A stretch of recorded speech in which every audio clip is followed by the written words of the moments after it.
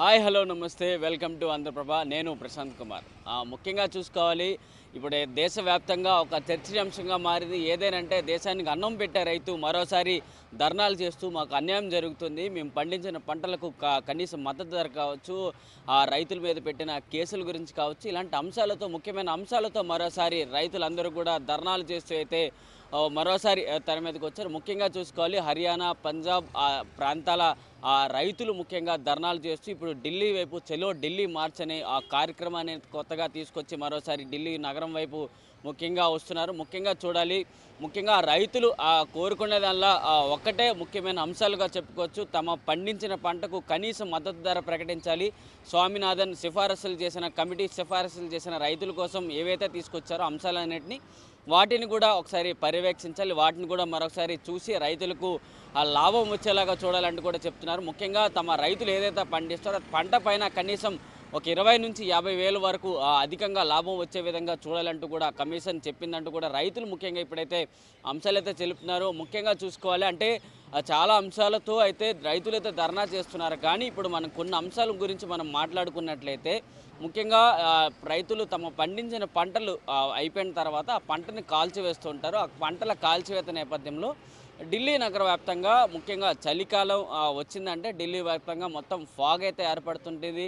కాలుష్యం 100 లెవెల్ నుంచి 900 లెవెల్ వరకు కూడా ఎయిర్ క్వాలిటీ ఇండెక్స్ వెళ్ళిపోతుంది. అలాంటి నేపథ్యంలో కూడా రైతులపైన కేసులు అయితే పెడుతున్నారు. అలాంటి కేసులన్నీ ఉపసంహరించుకోవాలి. రైతులు ఎవరైతే రుణభారం తట్టుకోలేక ఎవరైతే ఆత్మహత్యలు చేసుకుంటారో రైతు కుటుంబాలను ఆదుకోవాలి. ఇలాంటి అంశాలన్నింటినీ కూడా రైతులు తమ మరోసారి తెర మీదకైతే తీసుకొచ్చారు. కానీ నిన్న సోమవారం కేంద్ర మంత్రులు కూడా రైతులతో అయితే సమావేశమయ్యారు. రైతులు కావాల్సిన అంశాలన్నింటినీ కూడా మరోసారి చర్చించారు. ముఖ్యంగా రైతులపైన పెట్టిన కేసులను వాపస్ అయితే తీసుకోండి అని చెప్పారు. కానీ ముఖ్యంగా ఎంఎస్పీ గురించి అయితే రైతులు పోరాటాలు అయితే చేస్తున్నారు. వాటిపైన పూర్తి క్లారిటీ అయితే రాలేదు. మరి అప్పటి నుంచి రైతులు ఈరోజు మంగళవారం ఉదయం నుంచి పంజాబ్లోని ఫతేగఢ్ నుంచి తమ రైతుల ట్రాక్టర్ ర్యాలీ అయితే ప్రారంభమైంది. అక్కడి నుంచి ఢిల్లీ నగరం వైపు అయితే వస్తున్నారు. ముఖ్యంగా రైతుల ఈ ట్రాక్టర్ ర్యాలీలో ముఖ్యంగా వారు పార్లమెంట్ భవన్ వైపు వచ్చి పార్లమెంట్ దగ్గర ప్రెస్ మీట్ పెట్టడానికి కూడా రైతులైతే ఒక ఎజెండాతో అయితే ముందుకు వస్తున్నారు. వీరిని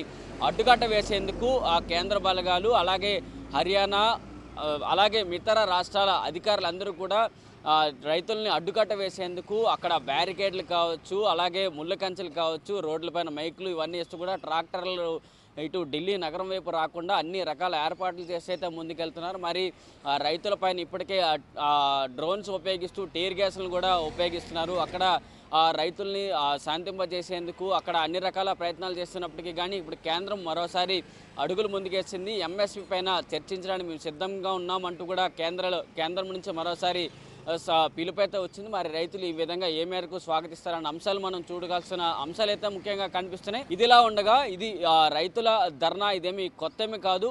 గతంలో కూడా 2020-21 ఏడాదికి సంబంధించి అప్పుడు కూడా రైతులు సుదీర్ఘంగా ఒక ఏడాది పాటు తమ నిరసనలు అయితే చేశారు. ఢిల్లీ సరిహద్దు ప్రాంతాల్లో సింగూరు టిక్రీ అలాగే మిగతా బార్డర్లకు సంబంధించి దాదాపుగా ఒక ఏడాది పాటు అయితే ధర్నాలు అయితే చేశారు. వాళ్ళు పడుతున్న కష్టాలన్నింటినీ కూడా రహదారులనే తమ ఇళ్ళుగా వాడుకుంటూ వారు తెచ్చిన ట్రాక్టర్లు కావచ్చు లారీలు కావచ్చు అన్నిటినీ వారి నివాసాలుగా మార్చుకుంటూ తమ ఏవైతే ఇన్ని రోజులు పడుతున్న కష్టాలన్నింటినీ కేంద్రం దిగి వచ్చే విధంగా అయితే వాళ్ళు చేసిన పోరాటాలకు సంబంధించి గతంలో కేంద్రంలో ఏవైతే బిల్లులు అయితే రైతుల మీద 3 బిల్లులకు సంబంధించి ఆ బిల్లులను వాపస్ అయితే తీసుకుంది. మరి అప్పటి నుంచి ఇప్పటి వరకు కేంద్రం వాటిపైన దృష్టి పెట్టలేదు. మరి ఈ ఎన్నికలు 2024 ఎన్నికలు కూడా దగ్గర పడుతున్న నేపథ్యంలో ఇప్పుడు రైతులు ఈ ధర్నాలు ఏ విధంగా ఉండిపోతుంది రైతులకి ఏ విధంగా శాంతించపరుస్తారు అంశాలు కొద్దిగా క్లిష్టమైనప్పటికీ కూడా ఏ విధంగా ఉండబోతాయి అంశాలు మాత్రం కీలకమని. ఎందుకంటే ఎంఎస్పీఏ ముఖ్యంగా చూసుకోవాలి అంటే ఒక్కొక్క ప్రాంతంలో వివిధ ప్రాంతాలు దేశవ్యాప్తంగా ఒక్కొక్క ప్రాంతంలో ఒక్కొక్క పంటకు